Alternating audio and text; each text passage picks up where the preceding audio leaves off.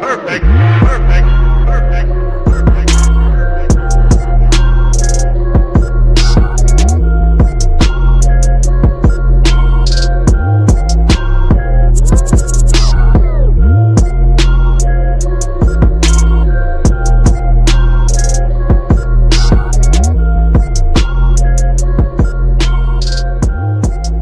I love great stories. And I love when my mom and dad and my grandparents, when they would sit around. I remember as a kid, we had Christmas together.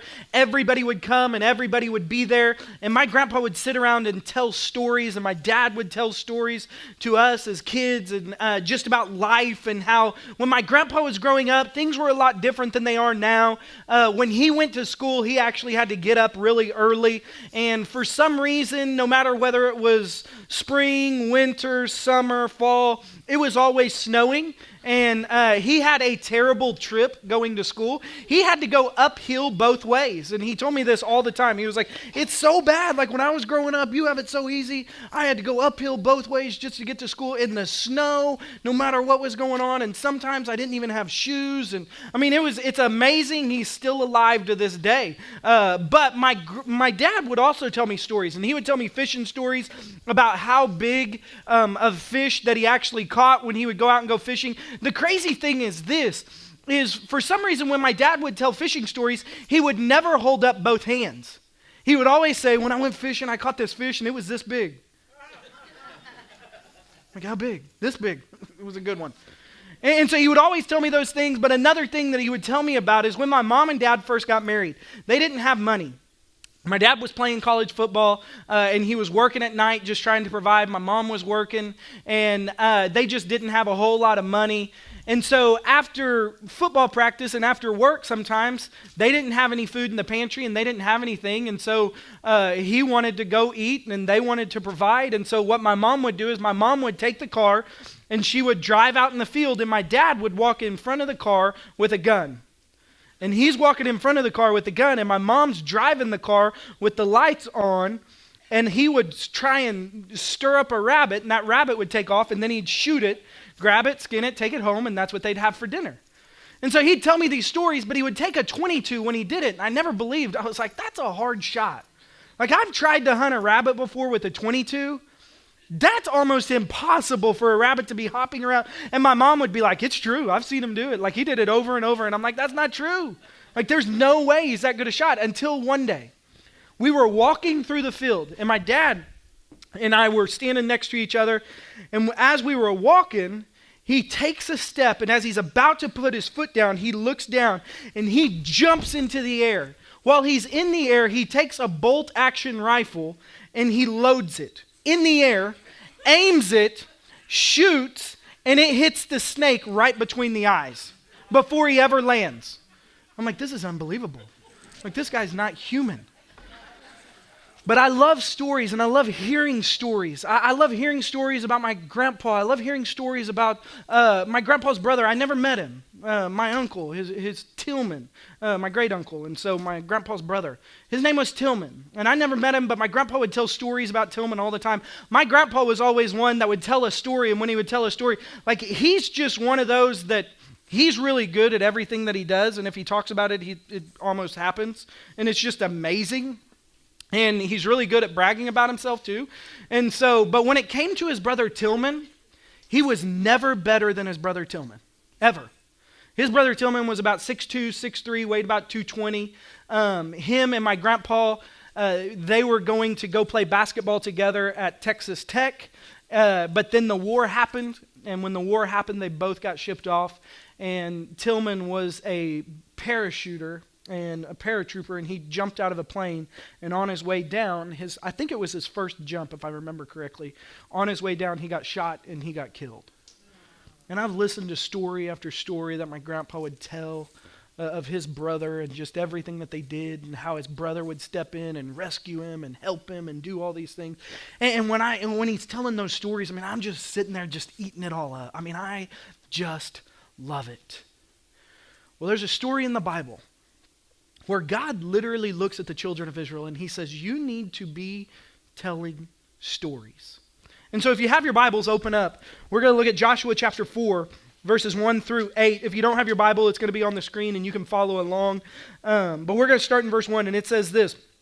When the whole nation had finished crossing the Jordan, the Lord said to Joshua, choose 12 men from among the people, one from each tribe, and tell them to take the 12 stones from the middle of the Jordan, from right where the priests are standing, and carry them over with you and put them down at the place where you are staying tonight.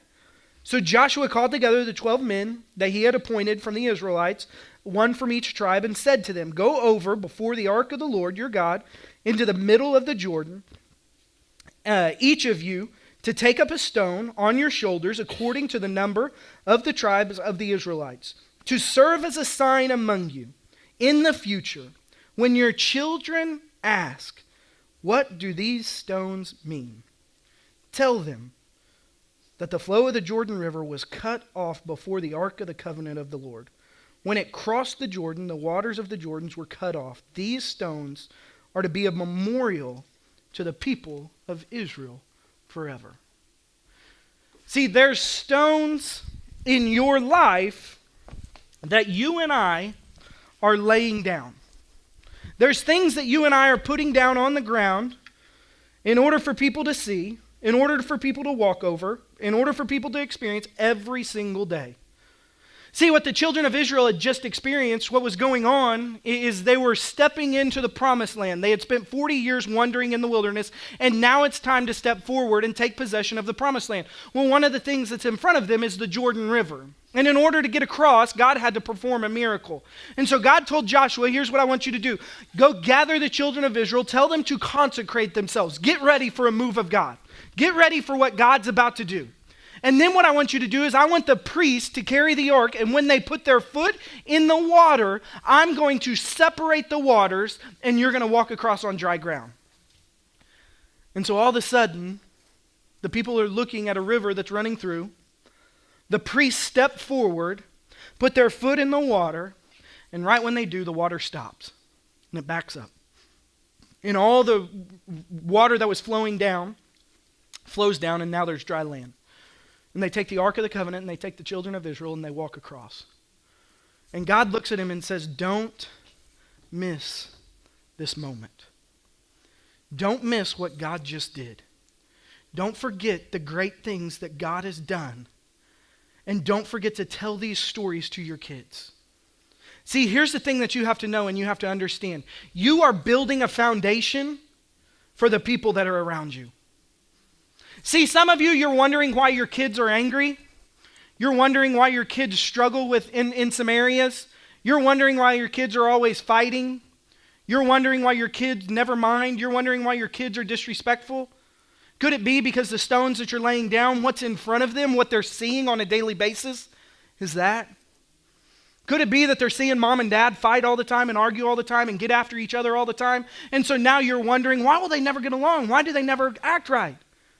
It's because what you've done is you've taken stones and you've started to lay them down, but the stones that they're seeing are not necessarily the stones that you want them to lay down. See, what you're doing is you're building a foundation for your children, whether you like it or not. Because here's a statement that was made to me one time. They said, what you do in moderation, Johnny, your kids will do in excess. What you do in moderation, your children will do in excess.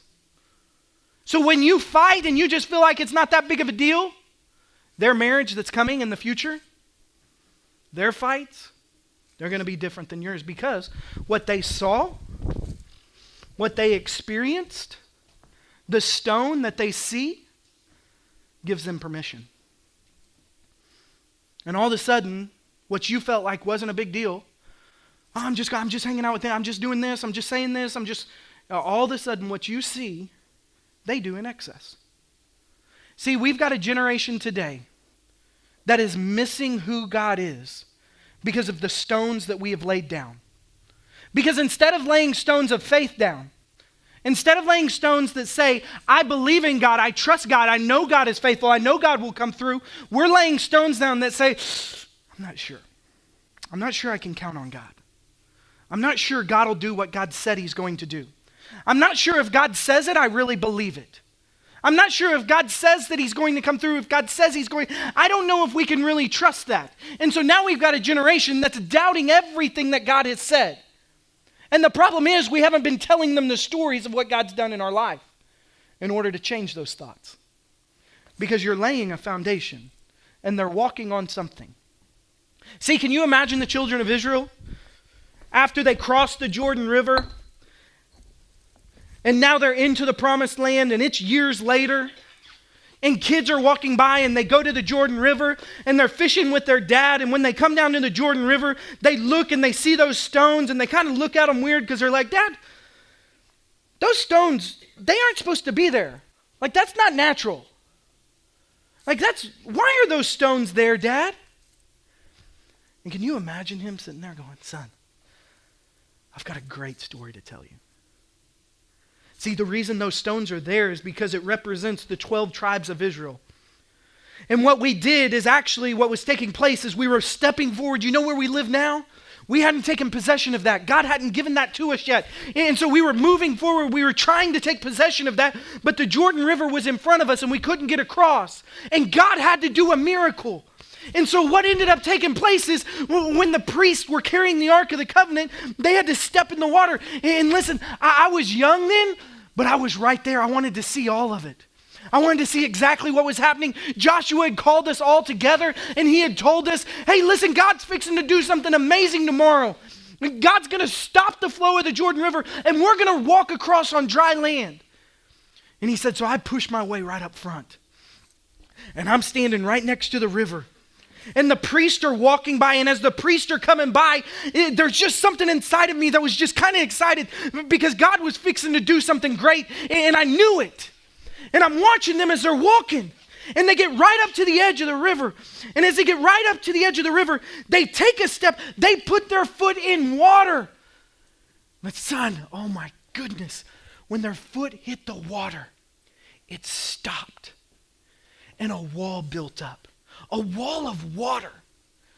And the flow of the water that was there in the river, it flowed out down into the sea. And then we, as the children of Israel, were standing there in amazement because the water was just stopped right there. Like nothing was there. God had just done something incredible. It was stopped. And we were able to walk through on dry ground. And when we got across, we didn't want to forget what God had done. And so we set these stones up so that you can tell your kids. And your kids can tell your grandkids.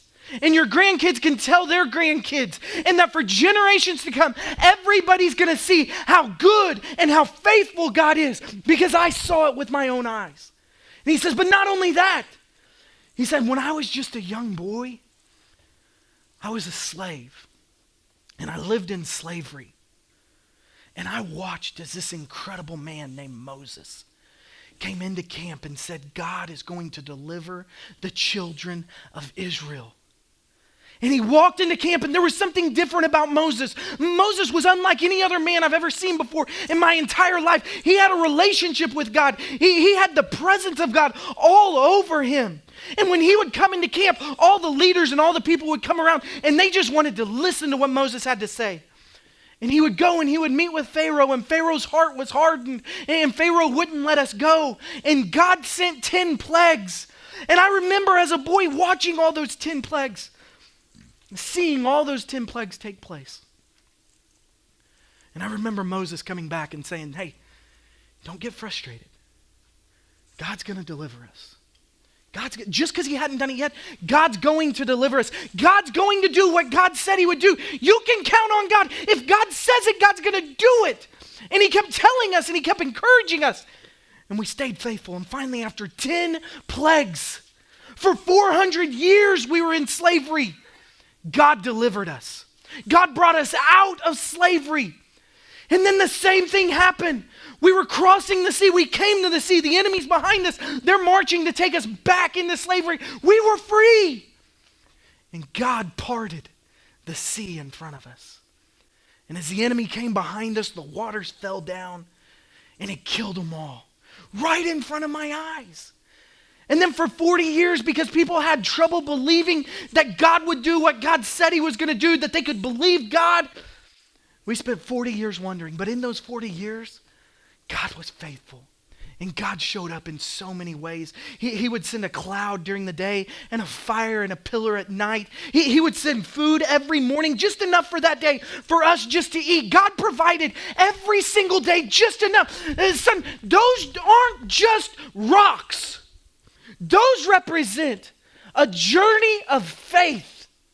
Those represent a life that has seen God do incredible things and work in such incredible ways.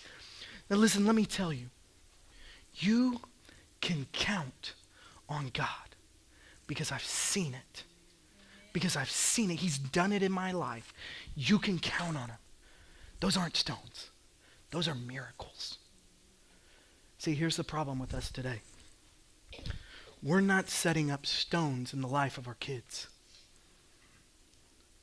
When's the last time you told your family about a miracle that God had done? When's the last time you saw God do a miracle in your life? When's the last time there was no other option, there was no other hope, and you had to have God come through, and God came through? See, the problem is we're building these stones, and we're putting these stones up, but this stone represents how to fish. My boy's going to know how to fish. He not just some Zebco. It's going to be that open face where he can throw it out there. He can hold the line where it doesn't get too much and the slack doesn't come out and then you got to pull it all out. He's going to be able to fish. He's going to be able to reel in a big old bass and everything. He's going to know how to shoot a gun, and I guarantee he's going to know how to fix a car, change the oil. He's going to know how to fix a house. I mean, he's going to know how to clean and cook and take care of people. He's going to know that stuff. But the problem is there's no stones of faith that we're laying down. And so when our kids look back and they face problems, the problem is they don't know if God will come through. Because when they look around at the stones that you've placed in their life, the problem is they see all these other stones. I can fish. I can hunt. I can play sports. I know how to play catch. I know how to shoot a basketball. I know how to throw a football, but I don't know if God will come through. I don't know if I can trust God. I don't know if God's faithful because I don't see it in my parents' life. I don't see them talking about it. And so their faith is weak because of the foundation and the stones that you're laying in their life. What we have to do is we have to start building stones of faith for the next generation. The next generation needs to know what God has done in your life so that then when they hear God stepped in and God saved their life so God can save my life, because I know my mom and dad have talked about when they were desperate and they had nowhere to turn, they were able to talk and they were able to go to God and God came through. And so now because of that, I know I can stand firm because I've seen it in my parents' life. And I can count on it so I can do it. I don't know exactly how it's going to work, but God, I'm going to trust you. God, I'm going to go after you because I saw it in my parents' life. And so here's the three things that I want to share with you today as we dive in. And so the first thing is this. Let me get there. The stones you remember. There's three stones that I want you to place today, and it's this. It's a stone of remembrance. You've got to remember what God's done in your life. See, for some of you, if I was to ask you, name the last time God did something amazing in your life.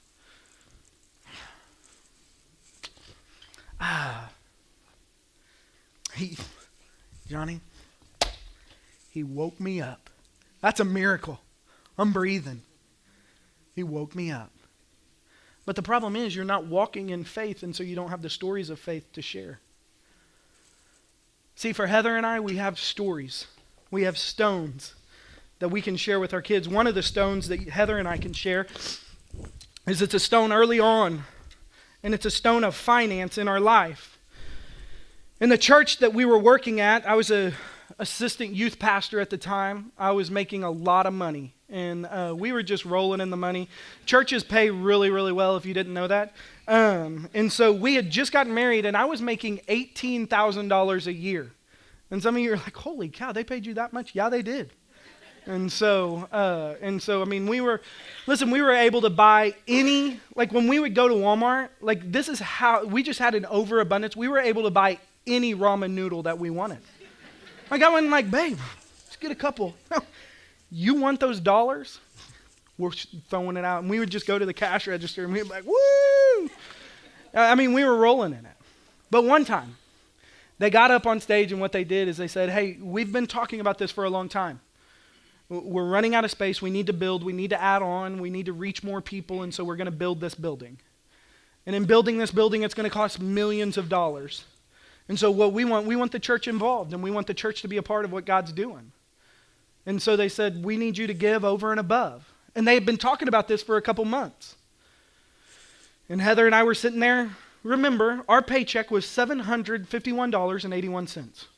It was a lot.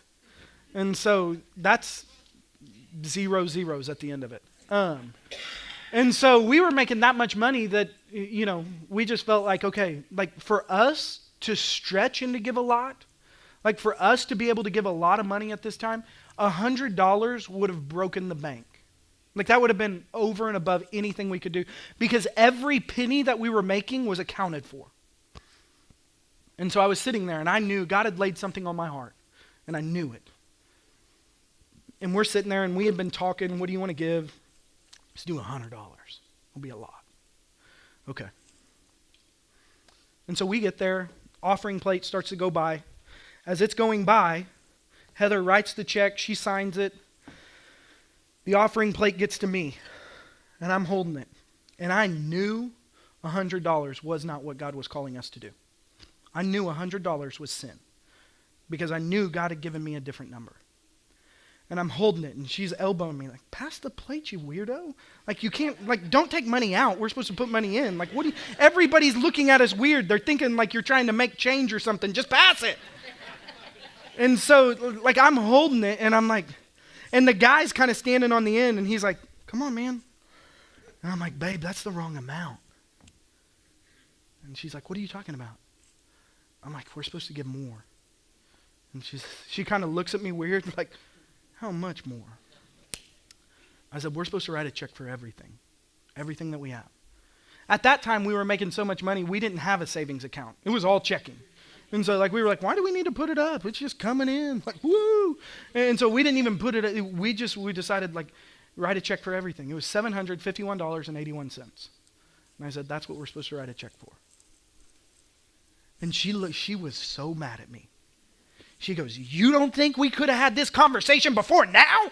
Like, what am I supposed to do now? I can't not write the check. They're waiting on us. And so she writes the check, throws it in there, and she's like, I hope you can get that before they cash it. And so, like, I hope you can get it back. And so she's just ticked at me. And we go home. She won't speak to me. And she's like, what are we supposed to do now? Like, we have bills that are to be paid. We have groceries that we needed to buy. Like, that's what we were going to do with that money. Now we've got nothing. What are we going to do now? And I said, I don't know, but I know that's what God told us to do. Monday comes around. Supposed to pay bills. I'm paying bills. Tuesday comes around. Those same bills are still there. And we're still broke. Like, I got nothing. My car is running low, and there is not a chance I'm picking up the phone and calling my mom and dad or her mom and dad. Not a chance. Like, I'm like, I am not calling them. Like, I got more pride than that. No way. Wednesday, I go out to the mailbox. And in the mailbox, there was a letter from my grandpa.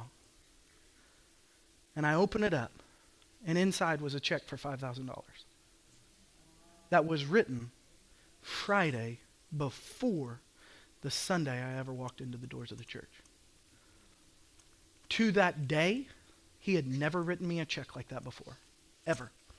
Since then, and I hope he's listening, he has never written me a check like that before. Since. It's coming. I can feel it. But I've got stones that I know I can count on God. When Addie was being born, she's our first, and as a young parent, you're really excited.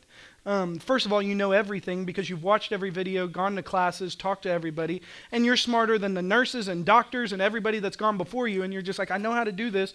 And then if anybody touches your child, like you bathe them in some sort of cleaning sanitizer just to touch a baby. Second and third, like they're on their own. Like just take them, please.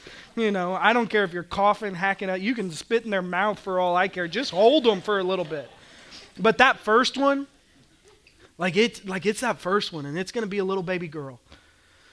Well, it's time to go. We rush to the hospital, get to the hospital, and it's time to give birth, and Addie comes out, and Addie's just perfect, and I'm wide-eyed, one, because I had just seen a child be born for the first time, and you are not prepared for that no matter what they say, at all, okay? You're just not. And so I was in a little shock of that and my baby being born, and so she's there, and I'm watching her. Well, we have our anesthesiologist, who's a friend of ours, who's in the room. And she kind of catches eyes with me, and my mother-in-law's in the room, and she catches eyes with us, and she looks at Heather. And her eyes are about this big. And I'm kind of like I'm trying to, Addie's born, I want to get over here and be with her, but she's looking at me, and she just goes, Johnny, it's not good. You need to pray. We might lose her. I'm like, what are you talking about? Lose who? She's like, Heather. You just need to pray. And so in that moment, I had to pull up these stones in my life. And I had to pull up stones that I hadn't seen, but that I had heard about. And it wasn't stones that I had experienced, but it's stones that people in my life had told me that they had gone through.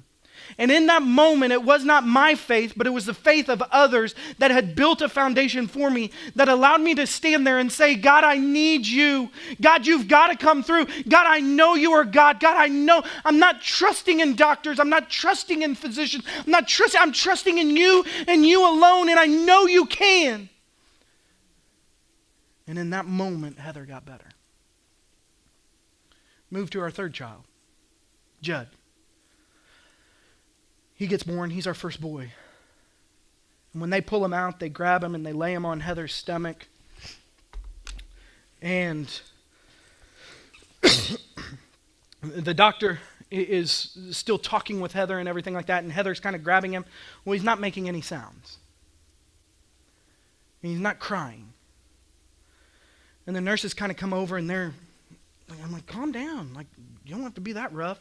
And they're violently shaking him and rubbing him and slapping him. And it's nothing. And they look at the doctor and they say, Doctor, we need to take the baby real quick. And I'm kind of standing there and I'm looking. And Heather's looking at me and she's like, what's wrong? I'm like, I don't know. And he's not crying and he's turning blue. And they grab him, they cut the umbilical cord, or I think that's how you say it. They cut that thing that they're supposed to cut. I didn't even get to do it. They cut it. And they rush him over and they lay him right at the foot of the bed. And they're messing with him and they're working with him and they're holding him upside down and they're hitting him on the back and they're putting him in there and they're rubbing his chest. And next thing we know, the alarms start going off and the sirens start sounding. Code blue. Code blue. Code blue. For my room. For my son. And they are rushing around, and we see every nurse on that floor running into the room. And I am standing by Heather's head, and we are sobbing. And the only words that I can get out are, God, you are good, and God, we trust you. God, you are good, and God, we trust you. God, you are good, and God, we trust you.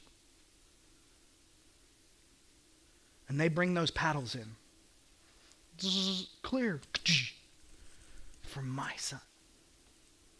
And in that moment, before they ever have to do anything, he takes his first breath. For over 2 minutes of his first minutes of life here on earth, he wasn't breathing. See, I've got a stone to tell him Judd, God's got something special for you. God needs you. God's working in your life, because I saw at the beginning when there was no hope, when there was no life. When you are lifeless, God breathed life into your body, brought healing to your bones. Judd, there is a miracle inside of you. I've seen it. I was there to witness it. God's going to do amazing things through you. And so there's stones in your life, there's stones in my life that we can never forget God's faithfulness. And we need to begin to share these stories of how God came through when only God could come through. Because a lot of times the mistakes people made is when I'm standing next to Heather and saying, God, you are good. God, we trust you in my heart. God, we need a miracle. I'm crying out. I don't know what to say. God, I just need you, God. I need you to show up. And in those moments, what we do is we miss the miracle that God gave. And we walk out and we go, oh, those nurses were amazing. They did such a good job. Judd, he was on just his last leg. They were about to have to shock him, but they worked with him and they did such a good job and they brought him back to life. No. It is a miracle of God that he is alive today, not because of what the doctors did, but because God breathed life into him. We need to start giving credit where credit is due. And we need to start recognizing the workings of God in our life. And we need to say, God, this is a stone that only you could have done. Nobody else gets credit for this. Only you and you alone. See, we have to have those stones of remembrance, but then not only that, we have to have the stones that are modeled before us. See, the reason that I could stand in these moments is because of the model that was in front of me for those moments. Because I watched my parents. I watched them trust God in a way that nobody else trusts God. Be obedient in a way that nobody else was being obedient.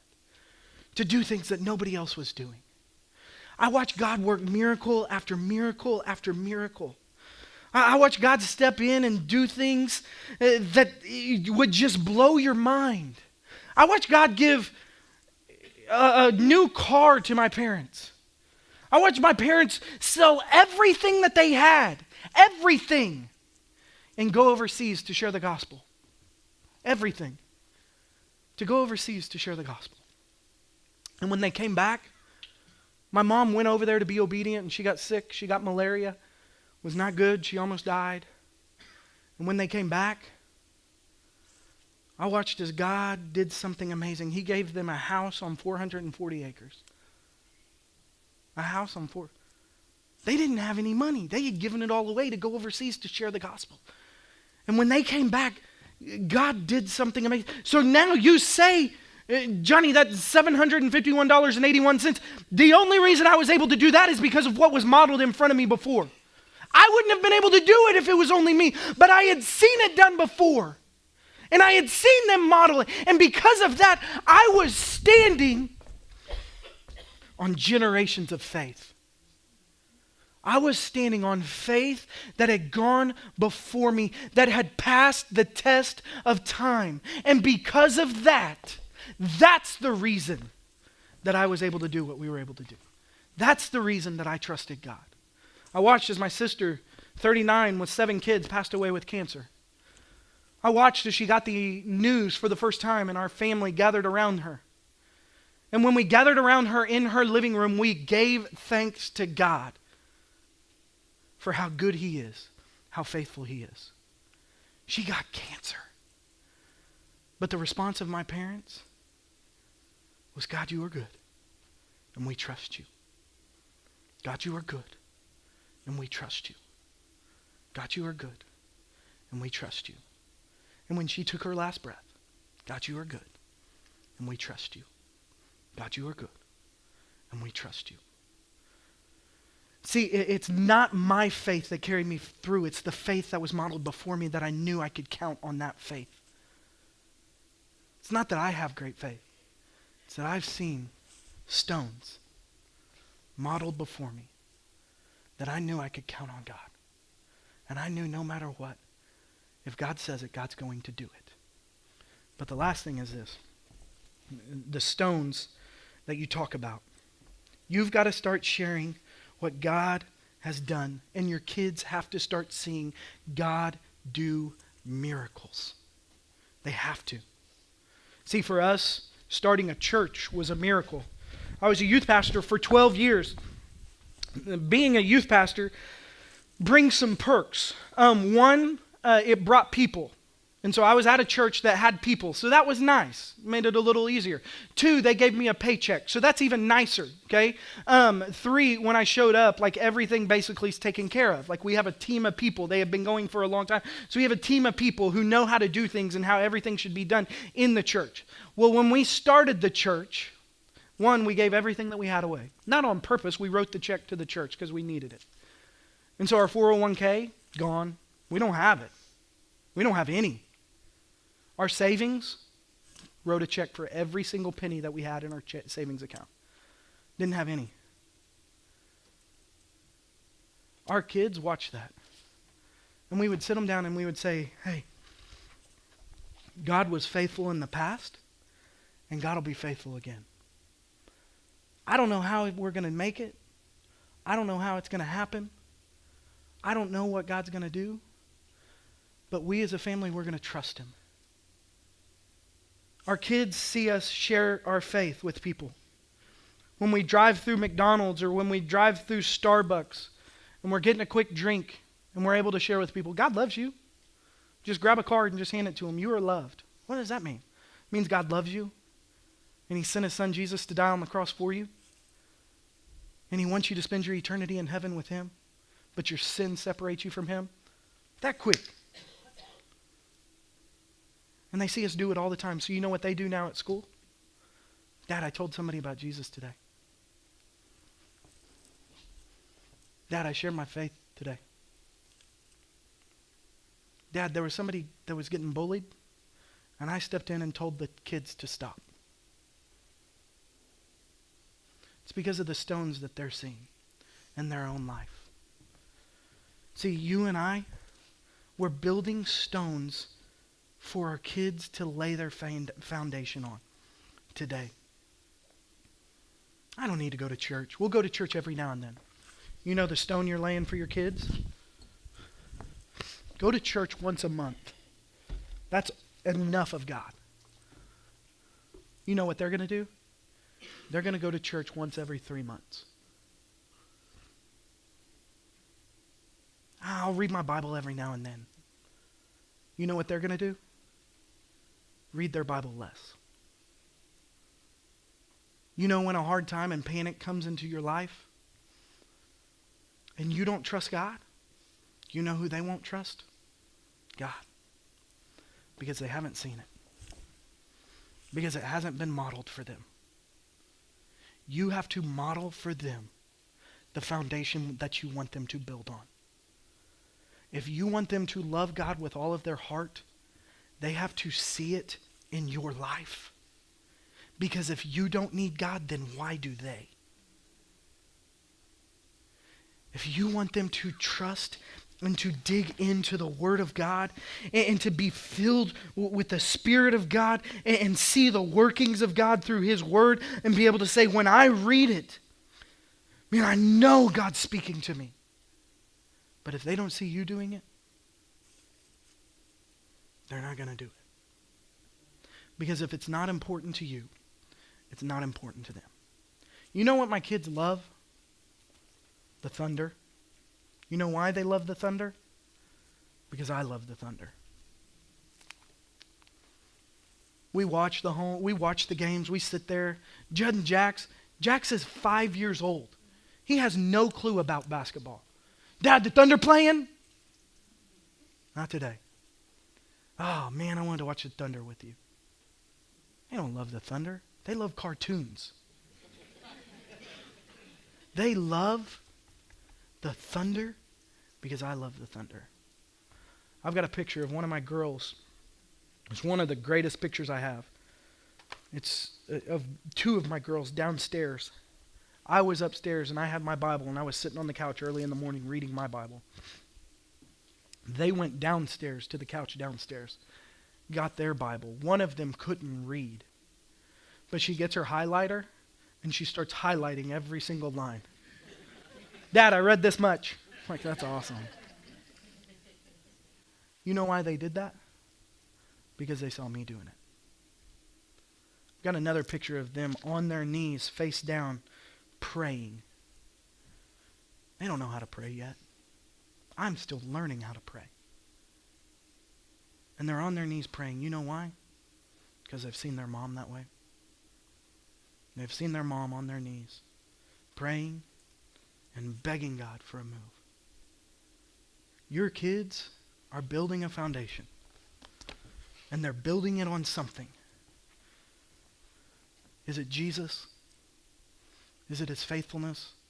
Is it his miracles? It is his working in your life. Will their faith be greater because of you? Or will their faith fade away because of you? The children of Israel had crossed over the Jordan River. And God looked at Joshua and God said, Joshua, don't miss this moment. Don't miss it. Don't look back and not have any stones laid down. Don't look back and wonder why my family's falling apart. Why is nothing working out? Why is nothing going well? There's no stones. There's nothing for them to build on. Would you pray with me? Perfect.